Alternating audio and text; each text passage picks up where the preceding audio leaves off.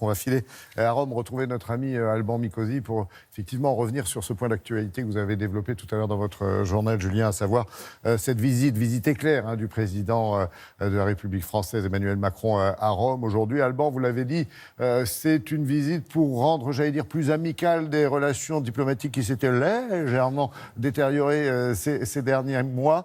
C'est vrai que les deux cousins ont vraiment, vous le sentez comme ça, vous à Rome, envie de tourner la page ? Oui, quand vous dites légèrement, j'aime beaucoup votre image. Vous vous souvenez de l'ambassadeur qui avait claqué la porte et qui avait été rappelé à Paris. Et puis des échanges de noms d'oiseaux, parce que c'était exactement ça, entre Matteo Salvini, l'ancien ministre de l'Intérieur, et puis son collègue Luigi Di Maio, qui à l'époque était ministre de l'Économie, et le gouvernement français. Aujourd'hui, ça n'a plus rien à voir. Luigi Di Maio n'est plus ministre de l'Économie, il est ministre des Affaires étrangères. Donc vous voyez bien, ça n'a absolument plus rien à voir. Ce n'est plus du tout le même gouvernement, puisque Giuseppe Conte, qui était Premier ministre, il est toujours Premier ministre.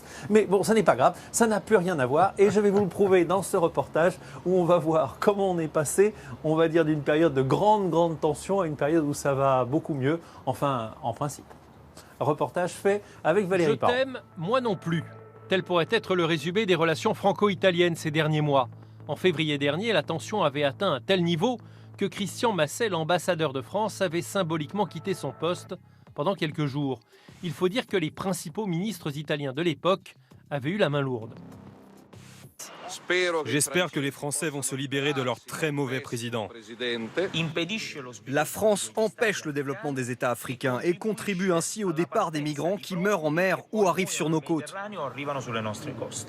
Luigi Di Maio avait même poussé la provocation assez loin en allant à Montargis soutenir une délégation des Gilets jaunes qui prétendait renverser le président Macron. Ce tweet notamment, le vent du changement a franchi les Alpes, est resté en travers de la gorge du gouvernement français, qui parlait de provocation supplémentaire inacceptable.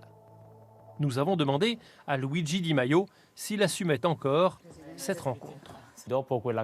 Quand nous avons pris connaissance des déclarations de ce groupe et avec les actes que nous avons vus, nous nous sommes complètement dissociés de ce mouvement. La stratégie de French bashing, si l'on peut dire, a même été incroyablement expliquée à Angela Merkel par Giuseppe Conte, l'actuel Premier ministre italien. Beaucoup de partis disent « notre allié, c'est l'Allemagne ». Et donc nous devons faire campagne contre la France. C'est une approche très simpliste. Alors la visite à Rome du président Macron ce soir a avant tout pour objectif de montrer que la page est tournée et que des deux côtés des Alpes on est passé à autre chose, construire par exemple des projets en commun et cesser de se dénigrer. Ouais, enfin, cela dit, Alban, ça doit laisser des traces quand même, et notamment dans l'opinion publique, et je pense que les Français ne sont pas, j'allais dire, les préférés des Italiens aujourd'hui. C'est exactement ça. On va dire que tout ça prêterait à rire si la population italienne ne s'était pas pris d'une véritable, on ne va pas dire une haine, mais d'un véritable sentiment anti-français, sentiment qu'on retrouve en matière de politique, qu'on retrouve aussi en matière de sport. Il n'y a pas une équipe de sport qui soit davantage sifflée que les équipes françaises en Italie.